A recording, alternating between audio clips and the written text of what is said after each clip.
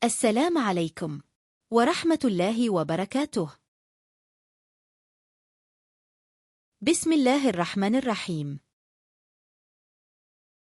Beberapa perempuan yang tidak boleh dinikahi dan bila disentuh tidak membatalkan wudhu. Siapa saja mereka? Mahram adalah semua orang yang haram untuk dinikahi selamanya karena sebab keturunan, persusuan dan pernikahan dalam syariat Islam. Muslim di Indonesia sering salah dalam menggunakan istilah mahram ini dengan kata muhrim. Sebenarnya kata muhrim memiliki arti yang lain dan tidak ada hubungannya kata muhrim dengan hubungan antara laki-laki dan perempuan. Dalam bahasa Arab, kata muhrim muhrimun artinya orang yang mengenakan ihram, tahapan awal seseorang menunaikan haji umrah, dalam ibadah haji atau umrah sebelum bertahalul. Sedangkan kata mahram mahramun artinya lawan jenis yang tidak boleh dinikahi dalam permasalahan nikah, dan lawan jenis yang tidak dapat membatalkan wudhu ketika bersentuhan dalam permasalahan bersuci. Dua orang yang punya hubungan mahram diperbolehkan menyentuh satu sama lain, baik bersalaman atau lainnya. Dalam Al-Fif Al-Manhaji, Dr. Mustafa Al-Hind membagi perempuan yang haram dinikah atau mahram menjadi dua kategori, muabbat dan muakat. Yang dimaksud dengan mahram muabbat permanen adalah wanita yang haram dinikah selama-lamanya, bagaimanapun situasi dan keadaannya. Mahram muabbat sendiri disebabkan oleh tiga hal, kekerabatan, perkawinan, dan persusuan. Mahram muabbat karena kekerabatan atau nasab ada 7.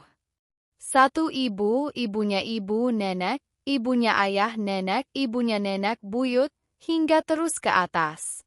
2. Anak perempuan dari anak laki-laki, cucu, anak perempuan dari anak perempuan, cucu, anak perempuan dari cucu, cicit, hingga terus ke bawah. 3. Saudara perempuan, baik seayah seibu, seayah, maupun seibu. 4. Anak perempuan dari saudara laki-laki, keponakan, baik saudara seayah seibu, seayah, atau seibu. 5. Anak perempuan dari saudara perempuan, keponakan, baik saudara seayah seibu, seayah, atau seibu. 6. Saudara perempuan ayah, bibi, bibinya ayah, bibinya kakek, hingga terus ke samping. 7. Saudara perempuan ibu, bibi, bibinya ibu, bibinya nenek, hingga terus ke samping. Lihat Dr. Mustafa Al-Hind, Dr. Mustafa Al-Bugha, Ali Al-Sharbaji, Al-Fif Al-Manhaji ala Madhab Al-Imam Al-Syafi'i, Damaskus, Darul Kalam, 1992, Jilid 4 hal. 25. Mahram muabbat karena sebab perkawinan ada 4. 1. Istri ayah, ibu tiri, istri kakek, nenek tiri, dan terus ke atas, dengan catatan sang ayah atau sang kakek telah bergaul suami istri dengannya.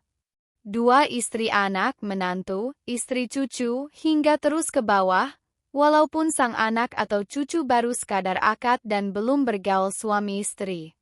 Berbeda jika status anak atau cucu tersebut adalah anak angkat, sehingga boleh hukumnya menikah dengan mantan istri anak angkat.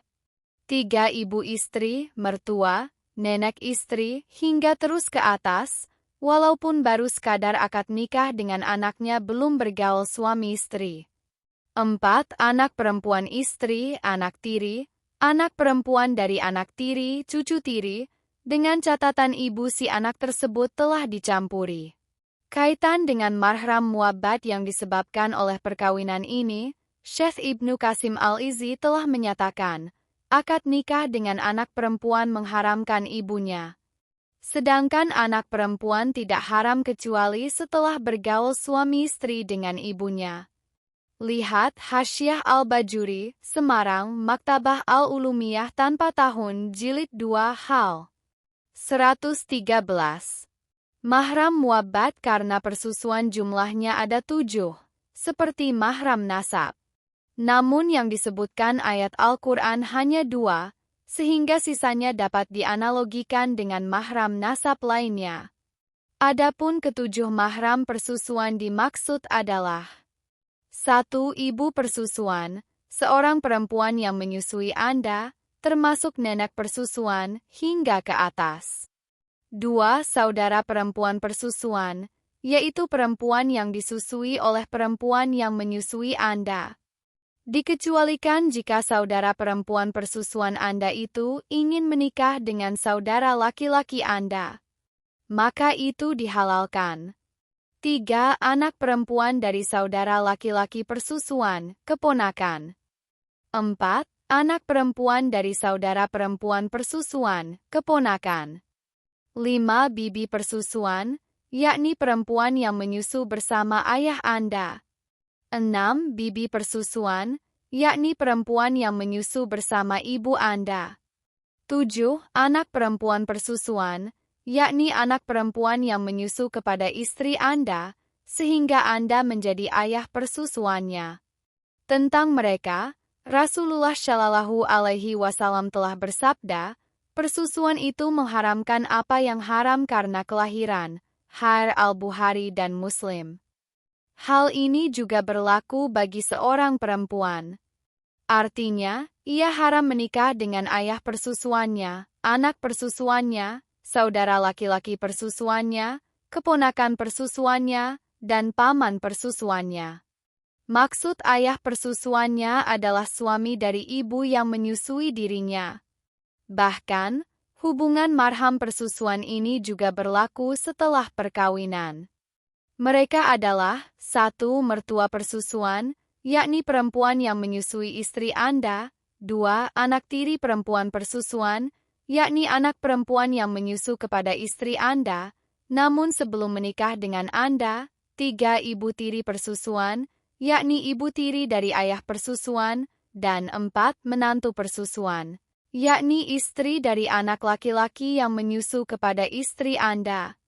Kaitan ini, Al-Syafi'i mempersyaratkan, seorang anak menjadi mahram manakala anak tersebut telah menyusu sebanyak 5 kali secara terpisah dan dalam usia kurang dari 2 tahun. Lihat Al-Mawardi, Al-Hawi Al-Kabir fi Madhab Al-Imam Al-Syafi'i, Darul Kutub, Beirut, 1999, Jilid 11, Hal 369. Adapun mahram muakat atau sementara adalah perempuan-perempuan yang haram dinikah karena sebab tertentu.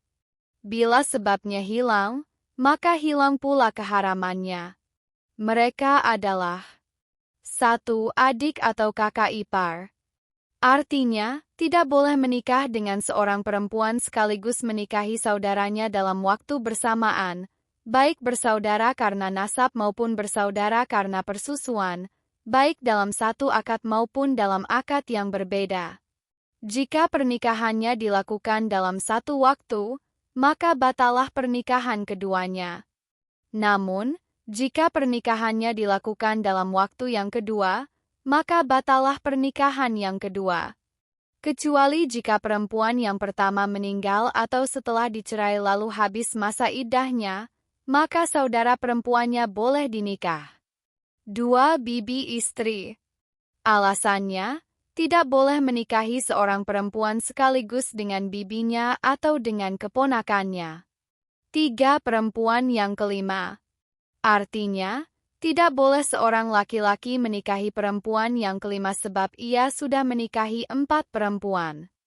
Kecuali jika salah seorang dari yang 4 meninggal dunia atau dicerai.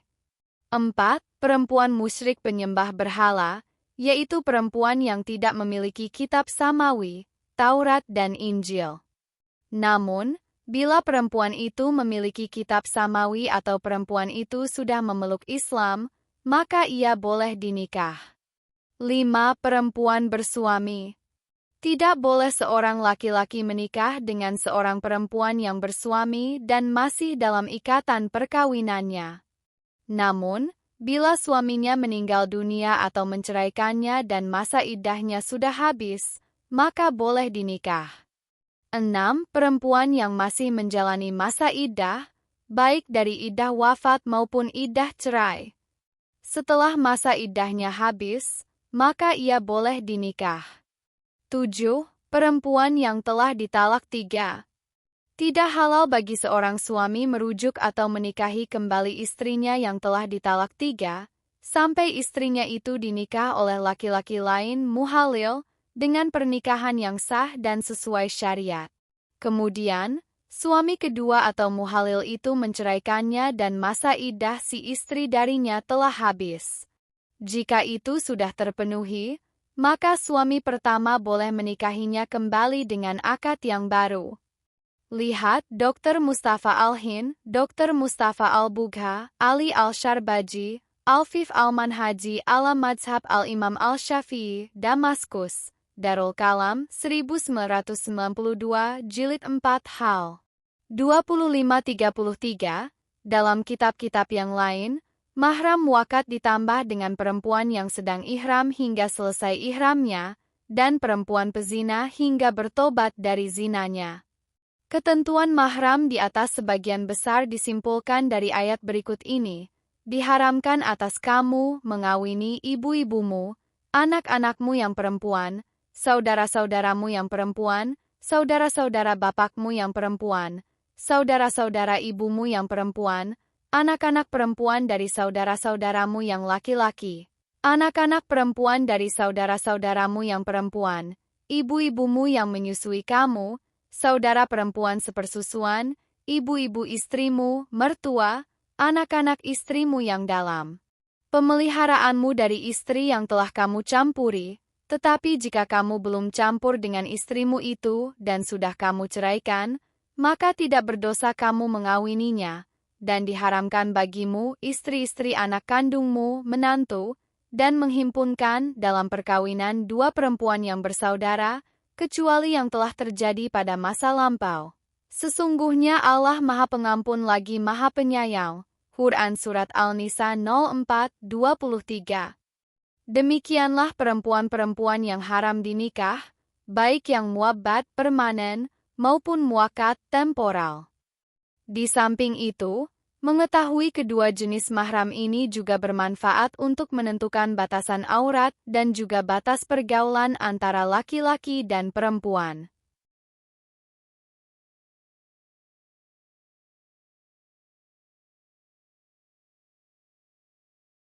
Wallahu a'lamu bis-shawab.